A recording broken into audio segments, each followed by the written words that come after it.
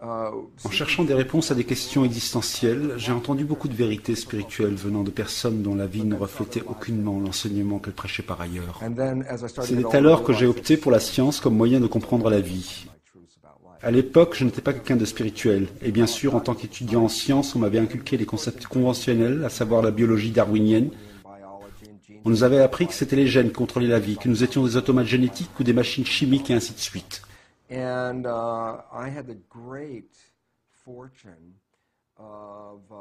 eu une chance formidable de pouvoir faire mon doctorat à l'université de Virginie sous la tutelle d'un grand scientifique, le professeur Irving Königsberg, qui était un des premiers à avoir cloné les cellules souches.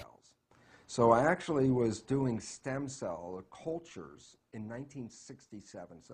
donc de la culture de cellules souches en 1976, il y a 40 ans de cela.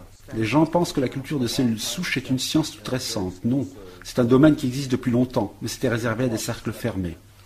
And the beautiful part about my stem cell research was, as I started to do this, and I was cloning genetically identical cells, I started to realize that en m'occupant de la culture et du clonage des cellules souches identiques, je m'étais aperçu que le fait de changer l'environnement des boîtes de pétri dans lesquelles je mettais les cellules, certaines cellules donnaient des muscles, d'autres des os et d'autres la graisse. Et je me demandais alors comment des cellules qui étaient toutes biologiquement identiques pouvaient une fois donner des muscles, d'autres fois des os et d'autres fois de la graisse. Et la réponse était devenue pour moi évidente, l'information qui provient de l'environnement.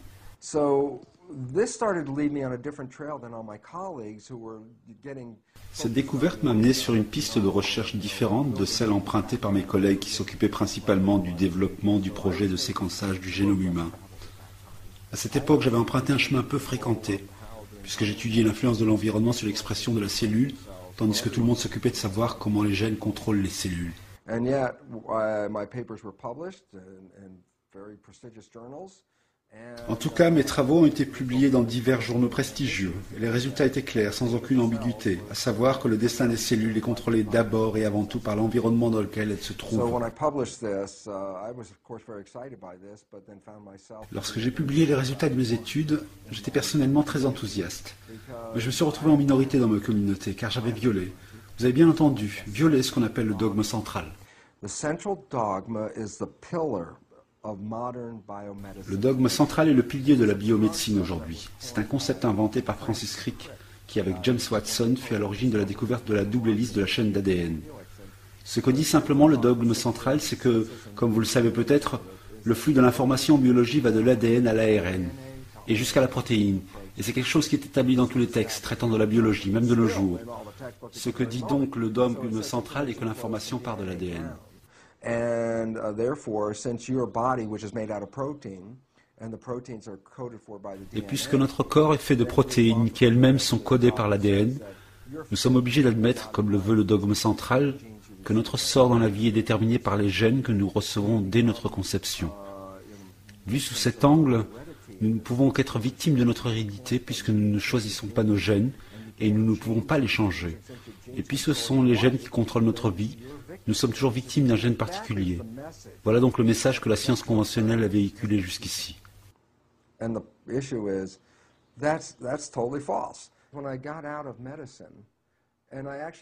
problème est que ce concept est totalement faux. Après avoir quitté le domaine de la médecine, j'ai repensé un jour au mot dogme. J'étais choqué lorsque j'ai vu la définition que donnait le dictionnaire du mot dogme. Une vérité basée sur des convictions religieuses et non sur des faits scientifiques. En défiant le dogme, j'étais devenu donc officiellement un hérétique aux yeux de ce qu'on appelle la science, qui est en fait, par définition, une religion. En physique mécanique ou physique newtonienne ou mécanique newtonienne, les notions de mécanique et physique sont synonymes. La physique, c'est donc les mécanismes à l'œuvre dans le fonctionnement de l'univers.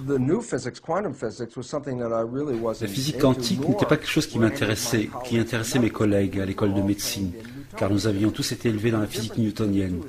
La différence entre ces deux physiques est très profonde. La physique newtonienne dit que l'univers dans lequel nous vivons est une machine faite de différentes pièces mécaniques. Et si vous voulez savoir comment ça fonctionne, il suffit de prendre une pièce, de l'étudier, de la changer, de changer le fonctionnement de cette pièce. C'est ça la base de la médecine. Nous examinons le corps humain que nous considérons comme une machine faite de différentes pièces, et quand une pièce ne marche pas, on change la pièce en achetant des produits chimiques ou des médicaments. C'est ainsi que la médecine conventionnelle fonctionne. Lorsque j'ai commencé à étudier la physique quantique, j'ai découvert à ma grande surprise que le fondement de l'univers n'est pas l'univers physique et mécanique, mais une énergie invisible appelée le champ. Let's say if I hold a magnet right here in front of you, you can see the magnet, but what you can't see is the invisible magnet. Imaginez que je vous montre un aimant. Bien que vous puissiez voir l'aimant, vous ne pourrez pas voir le champ magnétique autour de l'aimant. Il en est de même pour l'énergie invisible. Nous pouvons donc dire que nous sommes des corps physiques, mais nous baignons dans des champs électromagnétiques, exactement comme le champ magnétique autour du téléphone, du portable, de la télévision ou de la radio par exemple. La différence entre la physique quantique et la physique newtonienne est que la physique quantique se concentre sur les particules. La physique quantique dit « Vous voulez savoir pourquoi les particules prennent telle ou telle forme ? Alors il faut comprendre comment marche le champ, car c'est le champ qui contrôle la biologie, ce sont les forces invisibles. » Il y a une grande citation de Albert Einstein qui dit que le champ est l'âme qui gouverne l'action des particules. En d'autres mots, dans notre univers, les forces invisibles, les champs et les particules ont leur importance. C'est le champ qui donne forme à la matière. Cela a son importance lorsqu'on pense par exemple aux particules physiques qui composent notre corps. Pourquoi ces particules peuvent-elles être soit en bonne santé, soit en mauvaise santé? La réponse est que pour pouvoir comprendre l'état de ces particules, ce n'est pas le corps qu'il faut comprendre, mais les forces invisibles dans le champ. Vous vous souvenez évidemment des expérimentations que nous faisions avec la limaille de fer quand on était jeune. On mettait de la limaille autour de l'aimant et on voyait soudainement des schémas se former autour du champ magnétique. En physique quantique, on regarderait le schéma formé par la limaille et on se poserait la question de savoir comment cette limaille a pu prendre cette forme s'il n'y a pas de champ. En d'autres mots, peut-on dire pourquoi la limaille a pris telle ou telle forme si on nie l'existence d'un champ magnétique? La réponse est évidemment non. On peut apparenter le corps et les cellules qui le composent à de la limaille. La médecine essaie de comprendre la nature du corps en s'intéressant à la limaille, tandis que pour la physique quantique, il est impossible de comprendre ce qui se passe dans le corps si l'on ne comprend pas comment fonctionne le champ invisible. Max Planck, un des fondateurs de la physique quantique, a parlé de ce champ invisible et l'a appelé la matrice. C'est également le terme qui a été utilisé dans le film. Que sait-on vraiment de la réalité? Certains appellent ce champ la matrice divine, comme c'est le cas de mon ami Greg Braden, qui a écrit un livre sur le sujet.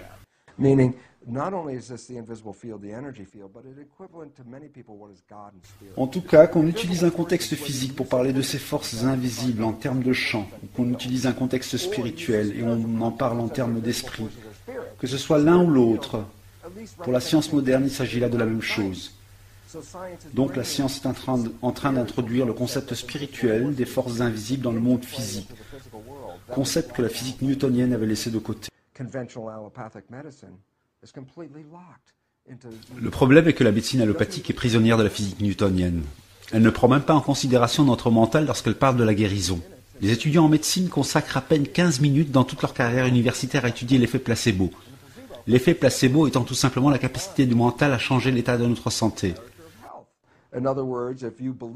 En d'autres termes, si vous pensez que tel ou tel médicament est un médicament miracle et que vous y croyez, il vous guérira quand bien même il ne s'agirait que d'une pilule quelconque. Il est maintenant prouvé qu'un tiers des guérisons médicales sont dues à l'effet placebo.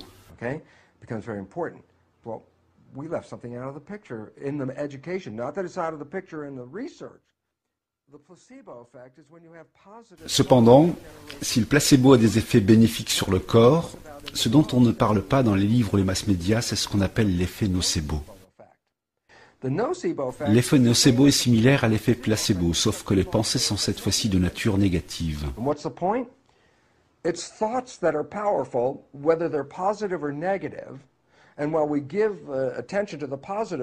Qu'est-ce que cela signifie?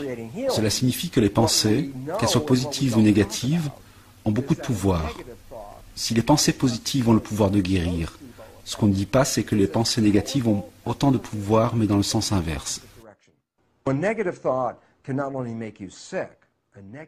Les pensées négatives peuvent vous rendre malade, voire vous tuer, car leurs effets sont tout aussi puissants.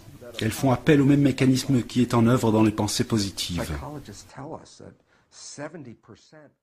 Les psychologues nous disent que plus de 70% de nos pensées sont négatives et répétitives.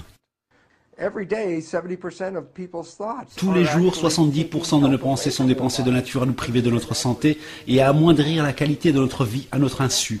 car nous avons tendance à les considérer comme de simples pensées. Scientifiquement parlant, pourtant, ces pensées ont l'effet d'un placebo, mais dans le sens inverse.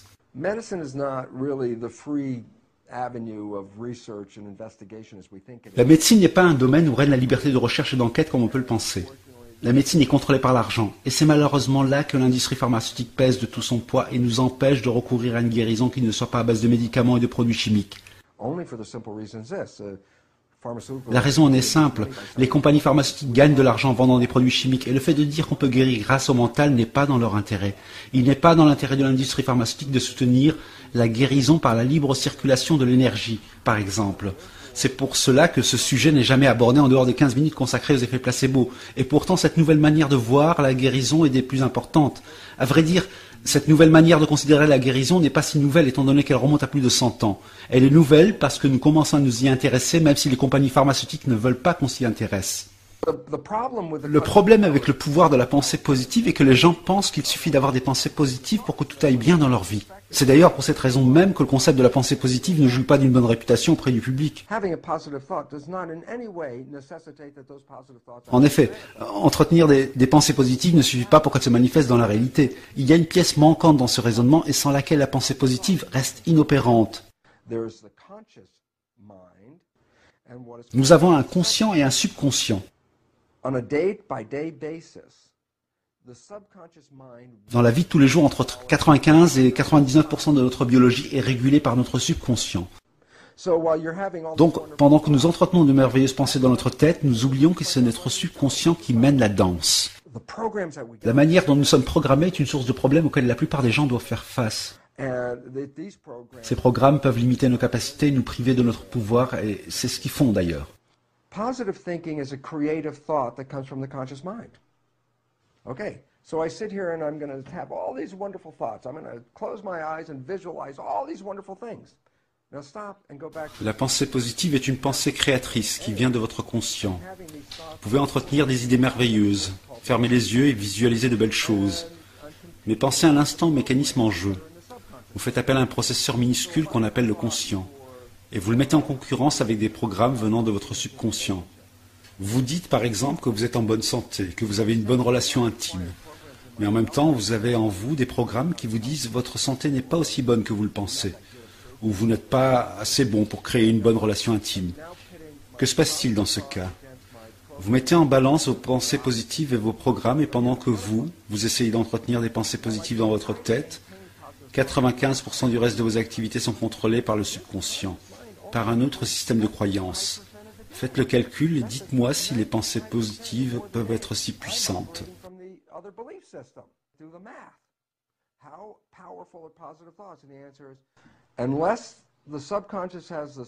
En fait, à moins que le subconscient ne soit programmé de la même manière que le conscient, le pouvoir de la pensée positive ne peut pas être effectif, car vous êtes en compétition avec un processeur bien plus puissant.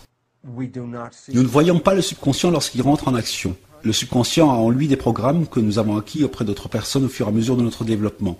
Ce qui est important de savoir ici, c'est que lorsque nous fonctionnons à partir de notre subconscient, nous faisons appel à notre insu à des programmes qui ne sont aucunement bénéfiques ni pour ce que nous sommes, ni pour ce que nous cherchons à réaliser dans la vie. Le problème est que nos conditions de vie actuelles sont le résultat direct de nos programmes inconscients. Lorsque vous prenez conscience de ce mécanisme et que vous faites le travail nécessaire, vous avez la possibilité de changer le programme de votre inconscient et donc de votre vie. Quand vous arrêtez un feu rouge, par exemple, commencez à faire attention aux pensées qui se présentent à votre esprit et analysez-les un instant. Vous verrez que vous avez des pensées telles que « ça n'arrivera pas » ou « avec la chance que j'ai, ça m'étonnerait que je réussisse » ou alors « elle ne sera pas intéressée par moi ».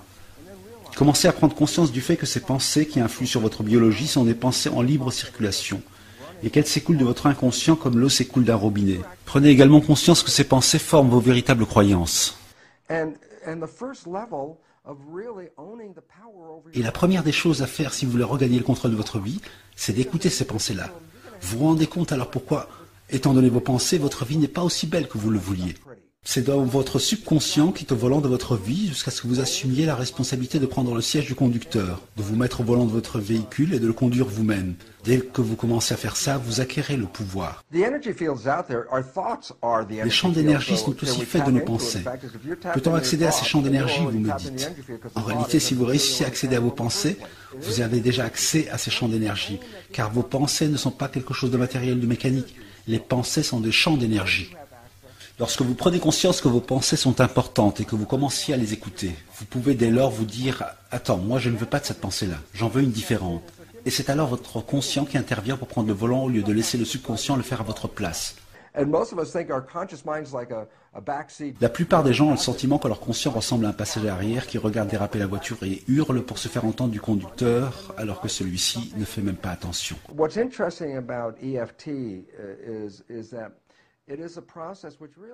La technique de libération émotionnelle est importante dans le sens où elle fait appel à une sorte de super apprentissage. C'est comme si l'on appuyait en quelque sorte sur un bouton d'enregistrement dans le subconscient.